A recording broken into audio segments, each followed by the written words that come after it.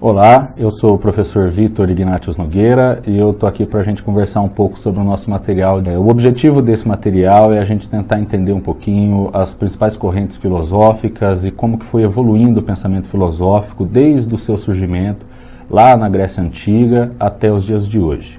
Para fazer isso, esse material se divide em 3 unidades. Na unidade 1, a gente vai discutir um pouco o que é a filosofia, suas origens, da filosofia ocidental na Grécia Antiga, e depois vamos falar um pouco sobre a filosofia grega.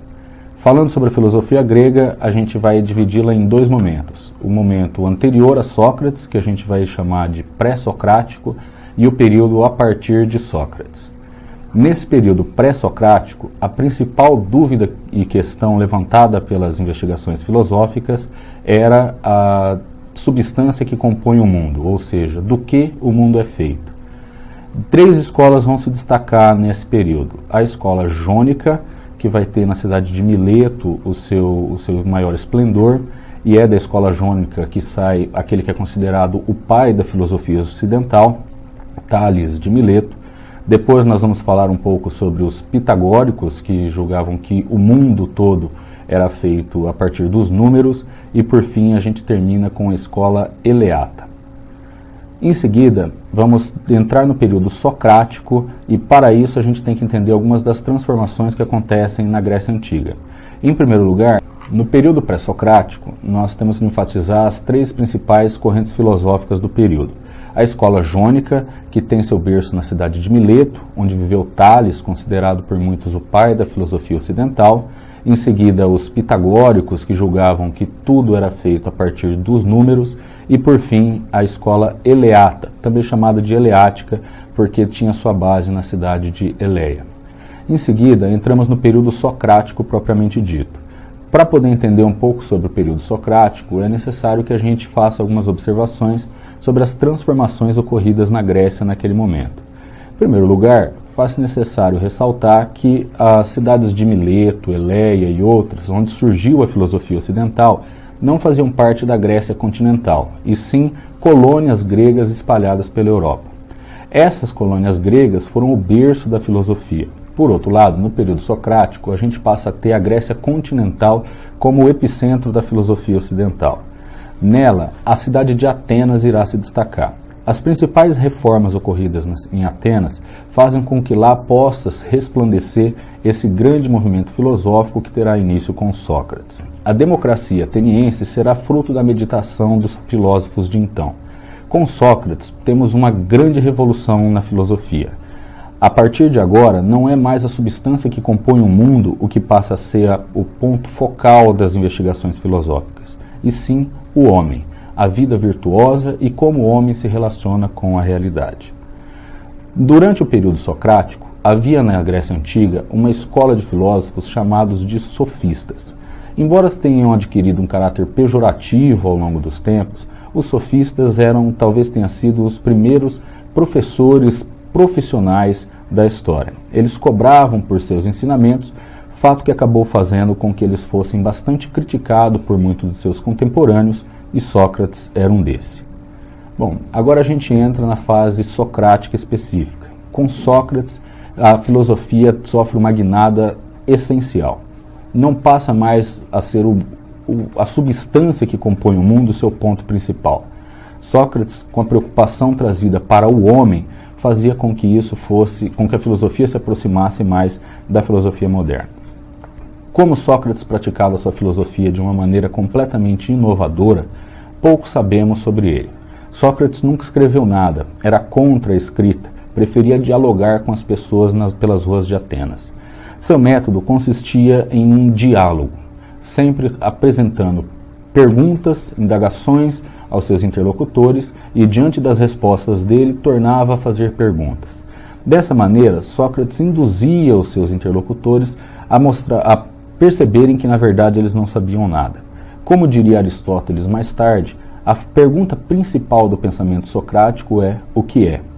E assim, com perguntas simples como o que é beleza, o que é coragem, o que é virtude, Sócrates desenvolveu sua filosofia.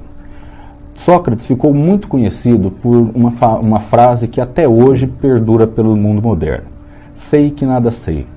Diante dessa frase, Sócrates teria estabelecido uma relação de que nunca poderemos saber exatamente o que são as coisas. Dessa maneira, Sócrates buscava entender a essência de tudo e, na verdade, descobria que não sabia nada. Sócrates teve a sua revelação a partir do momento em que frequentou o oráculo de Apolo Delfos e leu essa mensagem, conhece-te a ti mesmo. Interpretou que, dessa maneira, ele deveria antes conhecer o que ele é na verdade, para só então poder tentar entender o que são as coisas. Sócrates foi, talvez, o grande revolucionário da história da filosofia antiga. Todavia, como eu disse, não deixou nenhuma obra escrita, e tudo o que sabemos sobre ele veio por meio de seus discípulos e das pessoas que conviveram com ele. O principal discípulo socrático foi Platão. Platão, como eu disse, foi o principal e mais brilhante discípulo de Sócrates. Ele sim deixou uma vasta obra. Escrevia em forma de diálogos, o que mostra uma clara influência de seu antigo mestre. E nesses diálogos, Sócrates costumava ser a personagem principal. Então, nos textos platônicos, é comum encontrarmos Sócrates como uma personagem discutindo com outros filósofos, que poderiam ser contemporâneos a ele ou não. Dessa forma, muito do que sabemos sobre o pensamento socrático veio por meio de suas ideias expressas nos diálogos platônicos. Todavia, é importante ressaltar que é muito difícil fazer a separação sobre o que são realmente as ideias de Sócrates, que Platão estava apenas transcrevendo nos seus diálogos, e o que são ideias efetivamente platônicas que ele coloca na boca da personagem Sócrates em seus diálogos. Esse problema, até hoje, é de difícil resolução e não encontramos uma solução completamente aceita para ele. A obra de Platão é até hoje bastante influente. Ela foi retomada na Idade Média, como veremos a seguir. Platão acreditava que as ideias são inatas ao ser humano, ou seja, estão na razão. Todavia, é muito difícil alcançar essas ideias e ver as coisas como elas realmente são. Para tentar explicar um pouco mais sobre sua teoria, ele criou uma alegoria chamada de O Mito da Caverna. Nela, um grupo de pessoas está acorrentado dentro de uma caverna e nada podem ver do mundo lá fora. Eles ficam virados para a parede, observando apenas as sombras que são projetadas nessa parede por uma fogueira que está lá fora e que faz sombra com as pessoas que passam. Essas sombras que eles veem, eles acreditam ser o mundo real. Todavia, um desses homens consegue se soltar de suas correntes e sai e vê o que o mundo é realmente. De início, a luz do sol o cega. Depois, quando ele percebe a beleza do mundo real, ele tenta informar aos seus colegas que estavam lá dentro. Eles não acreditam, o chamam de louco. Com essa alegoria, Platão tenta mostrar que, primeiro, somente os filósofos conseguem entender as coisas como elas realmente são. Segundo, de início, essa verdadeira percepção pode ser dolorosa, pode trazer sofrimento. E terceiro, nem todos estão preparados para isso. Uma outra importante influência de Platão ficou por meio da sua escola de filosofia criada em Atenas, a Academia. Custeada pelo próprio Platão, ela tinha o intuito de propagar os ensinamentos filosóficos por toda a Grécia. Na Academia, estudou aquele que será chamado como o maior sábio da antiguidade, Aristóteles. Aristóteles, o mais brilhante aluno platônico, também fundará a sua própria escola de pensamento, da qual falaremos a seguir. Como eu disse anteriormente, Aristóteles é por muitos considerado o maior sábio da antiguidade. Isso não se deve apenas ao peso e à profundidade da sua filosofia. Aristóteles escreveu sobre diversas áreas, como biologia, história, arquitetura, botânica, ótica e etc. É o criador da lógica e muito do que viremos a chamar de metafísica devemos à criação de Aristóteles. Aristóteles também criou sua escola de pensamento. Ainda não se sabe exatamente o porquê dele ter saído da academia. Muitos apontam que, por ser o mais brilhante aluno daquela instituição, Aristóteles acreditava que deveria ser ele o sucessor de Platão na direção da escola. Todavia, ao morrer, Platão teria deixado seu sobrinho como diretor. Aristóteles, inconformado e desiludido, teria abandonado a academia e viajado pelo mundo. Foi preceptor, uma espécie de professor particular, de Alexandre o Grande. Ao retornar a Atenas, funda sua própria escola de pensamento, chamada de Liceu. O Liceu talvez seja o princípio do que hoje chamamos de universidades modernas. Muitos de seus discípulos saíam para pesquisar e coletar dados pelo mundo conhecido e retornavam com esses dados para análise dos estudiosos do Liceu. Com Aristóteles, chegamos ao fim da filosofia grega e passamos para uma próxima unidade, a unidade 2. A unidade 2 irá abranger o maior período histórico de que tratamos nesse material. Nesta unidade, abordaremos um período que se estende desde o século IV da nossa era até aproximadamente o século XIX. Passaremos pelos filósofos cristãos, pelo Renascimento e pelo Iluminismo. Com a filosofia cristã, havia uma grande mistura entre filosofia e teologia. O homem não é mais sozinho o centro das investigações, mas sim Deus e a relação do homem para com Deus. Como provar a existência de Deus era uma pergunta constante entre esses filósofos. Todavia, a simples pergunta de como provar a existência de Deus pode nos levar a entender que Deus tem uma possibilidade de não existir. Por isso, essas provas tinham que ser contundentes. O primeiro filósofo de que trataremos foi Agostinho de Hipona. Hipona é a cidade da qual foi bispo. Como foi canonizado depois, ficou mais conhecido e entrou para a história como Santo Agostinho. Santo Agostinho viveu no século V a.C. Presenciou um mundo bastante turbulento e conturbado. O fim do Império Romano era marcado pelas invasões bárbaras e iniciava uma nova era da humanidade que viria a ser chamada de Idade Média. Durante esse século de transformações, a Igreja Católica estava ascendendo e se consolidando na Europa. E a teoria elaborada por Santo Agostinho será a base dessa nova doutrina cristã que irá se formar na Europa. Agostinho foi responsável por uma grande retomada da obra de Platão. Tentou adaptar a obra e os textos platônicos à sua teologia cristã. Foi dele uma das doutrinas mais importantes do cristianismo e que até hoje é retomada, a doutrina do livre-arbítrio. Santo Agostinho tentava responder à pergunta: se Deus é onipotente, onipresente e onisciente, por que ele permite a maldade e o sofrimento no mundo? E a sua resposta foi a brilhante doutrina do livre-arbítrio. Segundo ele, Deus poderia fazer isso, mas ele dá ao homem o direito de escolha, dá ao homem o livre-arbítrio. Pela doutrina do livre-arbítrio, a maldade existe, sim, mas ela é atribuída ao homem e ao seu direito de fazer suas próprias escolhas. Essa ideia, até hoje, é bastante forte e influente na doutrina cristã. A doutrina cristã elaborada por Santo Agostinho foi tão forte e influente na Europa que, por mais de 1000 anos, a simples contestação de sua obra era passível de punição, que podia chegar até a morte. O primeiro a conseguir contestá-la veementemente foi Tomás de Aquino. Canonizado mais tarde, portanto também conhecido como São Tomás de Aquino, ele formulou o que hoje é a base da doutrina católica e cristã moderna. Ele retomou, ao contrário de Santo Agostinho, que havia retomado as obras de Platão, o pensamento aristotélico. E em São Tomás de Aquino já podemos perceber uma distinção entre a filosofia e a teologia. São Tomás de Aquino acreditava numa ideia de causalidade, de que tudo tem uma causa e um efeito, e que poderíamos retroceder nessa causalidade até chegar a uma causa primeira. Ou seja, necessariamente teria de haver algo que teria causado tudo. E essa causa primeira, segundo ele, seria Deus. Por essa tese da causa primeira, Tomás de Aquino tenta provar a existência de Deus. E isso acabou sendo bastante aceito até os dias de hoje, de que Deus seria a causa criadora de todas as outras causas. Depois dos filósofos cristãos São Tomás de Aquino e Santo Agostinho, nós entramos numa fase bastante fértil do pensamento ocidental que chamamos de Renascimento. Durante esse período, destacamos a filosofia política como uma de suas vertentes principais. Nicolau Maquiavel, com seu livro O Príncipe, ficou bastante conhecido pelos conselhos que dava aos governantes.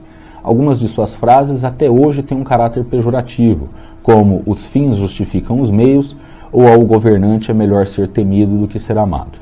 Depois dele, estudamos Francis Bacon, considerado por muitos o pai da ciência moderna. Ele é assim chamado porque desenvolveu um método científico baseado na experiência, na observação. Vemos em Francis Bacon uma ruptura. Com ele, a filosofia passa a ver também o conhecimento como sendo adquirido por meio das experiências sensíveis. Ou seja, não temos ideias inatas. Todo o conhecimento que temos adquirimos por meio da vivência. Ele foi chamado de pai do empirismo, que é essa corrente filosófica que acredita que as ideias advêm única e exclusivamente da experiência. Por fim, estudamos Thomas Hobbes, um contundente filósofo político europeu. Para Thomas Hobbes, e uma de suas frases mais famosas expressa bem isso, o homem é o lobo do próprio homem, o homem é ganancioso e egoísta por natureza. Se não houver leis fortes que possam ser impostas garantindo a ordem, voltaríamos a uma barbárie e selvageria. Dessa maneira, Hobbes acreditava ser necessário fazer um contrato social com o Estado, com o soberano, que iria garantir a nossa segurança. Depois do Renascimento, entramos na fase iluminista, o século XVIII, o século das luzes. São vários os filósofos que estudaremos desse período. René Descartes, Baruch de Spinoza, John Locke, David Hume e Jean-Jacques Rousseau. Não falaremos de todos aqui agora neste momento, mas vale lembrar que Descartes apresenta uma contraposição ao pensamento de Francis Bacon. Para Descartes, os pensamentos e o conhecimento são, sim, originários e inatos do ser humano, ou seja, eles estão conosco. Essa distinção entre racionalismo de Descartes, ou ideias inatas, e o empirismo de John Locke vai marcar a filosofia do século XVIII. Entramos então na unidade 3, Filosofia e Contemporaneidade. Começamos a unidade estudando aquele que talvez tenha sido, depois de Sócrates, o grande revolucionário da filosofia, o alemão Immanuel Kant. Com Kant, temos a solução do problema entre inatismo ou racionalismo e a ideia empirista. Kant fala que, na verdade, o que precisamos é colocar a razão como o centro das atenções. Não é se a ideia é formada única e exclusivamente pelas experiências sensíveis ou se elas são inatas ao ser humano. Kant diz que é um misto dos dois. Portanto, ele refuta as duas correntes, mas adota também as duas correntes. Kant é responsável por o que ele mesmo chama de uma revolução copernicana na filosofia. Ao colocar a razão, o sol, a luz natural no centro das atenções, ele teria mudado completamente a maneira como se pensa. Depois de Kant, temos a complexa filosofia de Hegel. Hegel foi talvez o último grande filósofo a sistematizar, propor um sistema filosófico que tentasse compreender a totalidade do conhecimento, a totalidade do mundo. Hegel foi e é o grande responsável pela associação entre filosofia e história. Hegel acreditava que a razão é histórica. Isso teria sido uma descoberta dele e que todos os filósofos anteriores a ele haviam negligenciado. Por isso, a ideia hegeliana seria o ápice do pensamento filosófico ocidental. Depois de Hegel, entramos na revolucionária filosofia de Karl Marx. Adotando o método dialético que Hegel havia proposto antes, Marx transpõe isso para a sociedade. Dialética, para Marx, é a luta de classes. Opressores e oprimidos numa constante luta que levariam a um final inevitável, que para Marx seria o comunismo. Em 1848, ele publica aquele que talvez seja um dos mais importantes tratados políticos de todos os tempos, o Manifesto Comunista, que contribuiu para muitas das revoluções que viram depois. O mundo foi transformado em nome de Karl Marx e até hoje somos bastante influenciados por sua obra. Depois de Marx, passaremos ainda pela filosofia de Max Weber e Friedrich Nietzsche, para então chegar na filosofia do século XX. Entre os filósofos do século XX, destacaremos os franceses Jean-Paul Sartre e Simone de Beauvoir e a Escola de Frankfurt com 3 de seus expoentes. Dessa maneira, encerramos esse material, tentando trazer para vocês uma história da filosofia desde o seu surgimento lá na Grécia Antiga até os dias de hoje. Finalizamos ela estudando o alemão Jürgen Habermas, ainda vivo, considerado por muitos o maior filósofo da atualidade. Obrigado.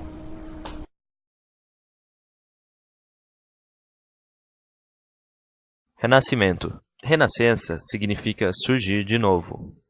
O movimento foi responsável pela inovação e o renascimento da arte. Essa ideia se tornou bastante popular na Europa, mais especificamente na Itália, onde foi associada à ressurreição de Roma. O Renascimento esteve forte durante os séculos XIV a XVI. O que caracterizou o Renascimento foi a forma em que os artistas passaram a criar as obras, agora com muito mais harmonia e beleza. Um grande exemplo disto é a obra Mona Lisa, de Leonardo da Vinci. É possível dividir o Renascimento em três grandes fases: Trecento, que representa o início da época; Quattrocento, que foi considerada a era dourada do movimento; e Cinquecento, época em que o Renascimento se transforma e se expande a outras partes da Europa. Os ideais que orientaram os artistas da época foram perfeição, harmonia, equilíbrio e graça. Um exemplo de obra do modelo clássico do Renascimento foi a pintura do teto da Capela Sistina por Michelangelo. Você gostou? Conheça outros movimentos artísticos por meio dos vídeos disponíveis no canal da Universa Brasil no YouTube. Até logo!